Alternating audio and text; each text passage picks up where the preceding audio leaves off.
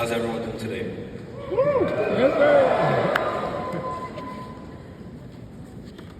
Thank you, Dr. Bird, for that introduction. Greetings to friends, family, faculty, staff, and graduates of the best engineering department there is.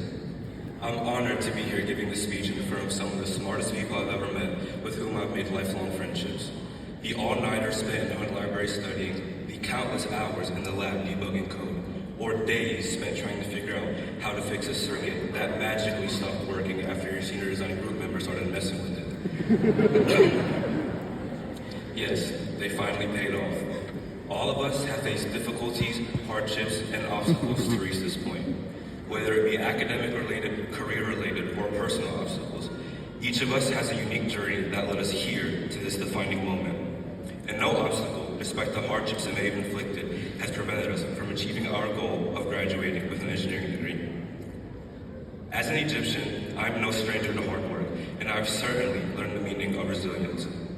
Back in my home country, as I roamed the streets of Alexandria, I often observed people diligently working on the streets, tirelessly enduring the scorching heat and long hours to provide for their families. This inspired me. Why? Because no matter where we are or who we are, each and every one of us possesses some level of resiliency. Today, at graduation, we can all be certain that we have demonstrated the resiliency that got us here. For despite hardships, we did not lose sight of our essential goals. Throughout my time here at NC State, I repeatedly asked myself one particular question. How did I make it this far? Well, for those of you who may not know me, I'll provide a little background. I'm a first-generation college student, and I didn't have quite the best SAT scores in high school for an incoming freshman as a College of Engineering. As a matter of fact, I applied undecided because I didn't think I would get accepted if I applied directly to computer engineering.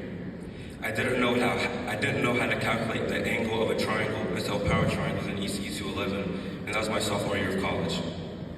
With this being said, it is safe to say that I wasn't the most naturally gifted student coming into college.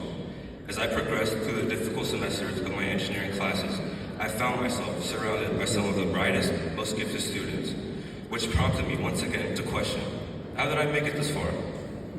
For starters, I was aware coming into this university that I didn't have quite the same academic background as many of my peers. I knew I would have to compensate by putting forth more effort when it came to studying. Now, I could go on and on about the numerous challenges I faced in each of my engineering classes and how I had to balance them with other trials of life, but you all know what it took for us to get to this point. With that in mind, as I reflect on the last 4 years of my life, I realized that the challenges and doubts I faced were not entirely unique to me. In fact, they're part of a larger narrative shared by many of us here today, the journey of overcoming obstacles and persevering in the pursuit of our goals.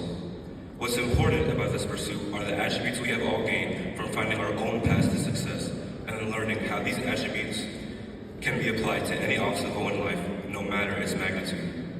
So, standing here in front of you now, as a graduate in computer engineering, I think I finally have the answer to that nagging question. How did I make it this far? What's the answer, you might ask? Greatness. That's right, greatness. I know it's pretty cliche, but what exactly is greatness? Well, a quick Google search would give you the answer, the quality of being great, distinguished, or eminent, but that's not really saying a whole lot. To better define greatness, I've attempted to approach this concept as an engineer and redefine greatness as a mathematical formula. I know that might sound a bit concerning considering what I said earlier about just learning how to calculate the angle of a triangle, but hear me out. Greatness equals resiliency times time. When someone applies the characteristics of being resilient over an extended period of time, they will achieve greatness. We have demonstrated resilience. When someone maintains a consistent and productive schedule over a long enough period of time, they will achieve greatness. We wouldn't be here without learning to adapt to new schedules. When someone keeps their head down and stays focused without fearing the outcome of their pursuit, they will achieve greatness. We have demonstrated confidence in our ability to adapt to any outcome or environment, an essential characteristic of being great.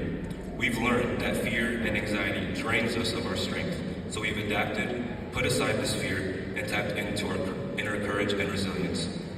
Now, that said, there are situations where that is easier said than done, and I'd be lying if I said I wasn't trembling in my seat before I got up to do this speech, but I had confidence in my ability to manage it.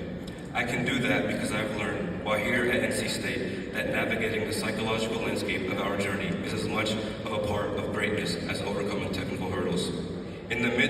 academic pursuits and technical challenges, it's easy to lose sight of the mental roller coaster that accompanies our journey. Go ahead, think back to the moments of self-doubt, the sleepless nights fueled by caffeine and determination, and the exhilaration of finally overcoming a seemingly insurmountable obstacle. These are not just memories, they're the pivotal milestones that have shaped us into the resilient individuals we are today. As we stand on the precipice of graduation, let's not forget the resoluteness that has fueled our drive and sustained us through the toughest times. Let's celebrate the outbursts of frustration, the laughter shared in camaraderie, and the overwhelming sense of pride that comes with knowing we've made it through together. So, to sum it up, greatness is more than just about talent or luck. It's about maintaining a level of resiliency over the necessary period of time to achieve our goals. We all come from different backgrounds with our own strengths and weaknesses, but what separates the good from the great is how we utilize these attributes to achieve success. As I look back on my own journey, from being a first-generation college student with doubts about my academic abilities, to standing here today behind this podium as your commencement speaker, I'm reminded that greatness is not reserved for the few, but attainable by all who dare to dream and strive for excellence.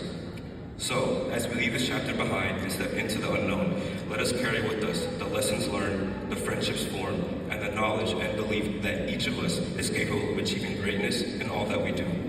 Remember, our journey doesn't end here, it's just beginning. Let us embrace the challenges that lie ahead with confidence and determination, knowing that the answer to how did I make it this far, for all of us, is greatness. That is how we will reach this moment, not by luck, not by chance, but by greatness. Congratulations to each and every one of you. May your futures be filled with success, fulfillment, and most importantly, unwavering belief in your own greatness, because that is how each of us made it this far. I'll leave you with one final thought. Poet and philosopher Anil Narain Natai wrote that "Why not me" is a powerful reminder that life challenges, while inevitable, do not define us. They are opportunities for personal growth, resilience, and transformation. We've grown, shown resilience, and been transformed, reborn, if you will. So let us always remember that lesson each of us learned this year. Why not us?